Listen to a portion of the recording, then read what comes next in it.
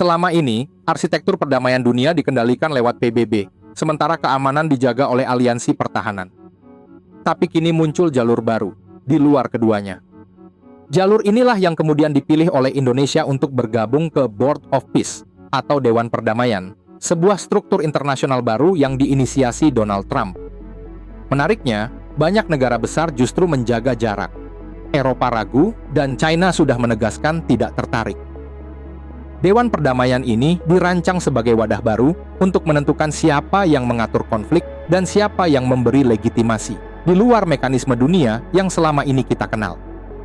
Di titik inilah pertanyaannya muncul. Indonesia dikenal dengan prinsip bebas dan aktif. Maka, apakah langkah ini menunjukkan Indonesia mampu membaca arah perubahan dunia lebih cepat, atau justru menempatkan diri terlalu dekat pada proyek kekuasaan baru yang aturan mainnya masih belum jelas? Jalur baru ini muncul karena sistem lama mulai kehilangan daya kerjanya. Dalam 1 dekade terakhir, konflik di dunia justru semakin cepat, terfragmentasi, dan sulit dikendalikan. Sementara mekanisme lama bergerak semakin lambat, tersandera prosedur, dan kerap buntu oleh hak veto yang dikuasai 5 negara tetap. Setiap krisis membutuhkan forum, dan setiap forum membawa kepentingannya sendiri. Dari sini, banyak negara sampai pada kesimpulan yang sama.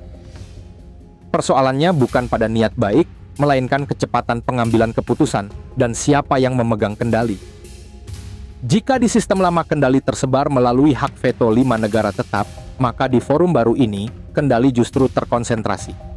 Dewan Perdamaian tidak dirancang sebagai forum universal. Tidak semua negara duduk di meja yang sama. Tidak ada mekanisme veto kolektif seperti di PBB. Dalam struktur seperti ini, pusat pengambilan keputusan tidak ditentukan oleh jumlah suara, melainkan oleh siapa yang merancang, siapa yang mengundang, dan siapa yang mengatur agendanya sejak awal. Dan disinilah peran Amerika Serikat menjadi kunci. Sebagai inisiator, Washington berada di posisi awal untuk menentukan arah kerja Dewan Perdamaian, bukan melalui paksaan, tapi melalui desain sistem dan akses politik. Bukan soal siapa yang paling keras bersuara, tapi soal siapa yang paling dekat dengan pusat kendali. Dalam sistem seperti ini, posisi setiap negara ditentukan bukan oleh sikap netralnya, melainkan seberapa dekat ia berada dengan pusat pengambilan keputusan. Dan di titik ini, posisi Indonesia menjadi krusial. Indonesia tidak masuk belakangan. Indonesia justru masuk di fase awal, saat aturan belum mengeras dan posisi masih bisa dibentuk. Dalam politik internasional, timing seringkali lebih menentukan daripada sikap.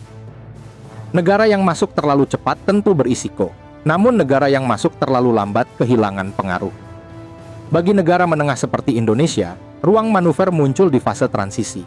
Bukan untuk memimpin, bukan juga untuk menolak, tetapi untuk memastikan kepentingan tidak dibicarakan tanpa kehadiran Indonesia. Di sini prinsip bebas dan aktif bekerja dalam bentuk paling praktis. Bukan netral dengan menjauh, namun tetap terlibat tapi tidak terikat sepenuhnya. Masuk ke Dewan Perdamaian sejak awal memberi Indonesia akses ke proses pembentukan, sekaligus ruang untuk membaca arah sebelum keputusan berubah menjadi aturan tetap. Namun dilema muncul, setiap akses membawa peluang, tapi juga membawa batasan. Semakin dekat sebuah negara ke pusat kendali, semakin kecil ruang untuk sekedar bersikap simbolik. Harga pertama dari akses awal adalah persepsi. Masuk ke forum yang dirancang oleh satu kekuatan besar membuat setiap posisi mudah dibaca sebagai kedekatan, bahkan ketika keputusan diambil secara independen. Resiko berikutnya adalah ruang tawar. Dalam sistem yang kendalinya terkonsentrasi, pengaruh tidak ditentukan oleh jumlah suara, tetapi oleh kedekatan dengan pusat keputusan. Akses membuka pintu, tetapi juga menyempitkan ruang untuk menjaga jarak.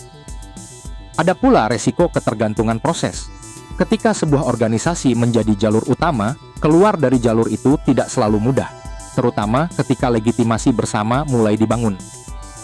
Karena itu, partisipasi awal menuntut konsistensi posisi. Bukan sekedar hadir, tetapi tahu kapan waktunya berbicara, kapan untuk menahan diri, dan kapan bersikap.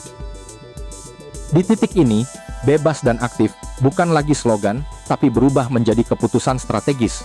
Dunia sedang bergerak menuju fase di mana konflik tidak lagi diselesaikan lewat konsensus, melainkan melalui forum yang lebih sempit dan terkonsentrasi. Dalam situasi seperti ini, Arti sebuah keputusan tidak ditentukan pada hari ia diambil, tetapi pada rangkaian sikap yang menyusul setelahnya. Dewan Perdamaian bukanlah tujuan akhir Indonesia.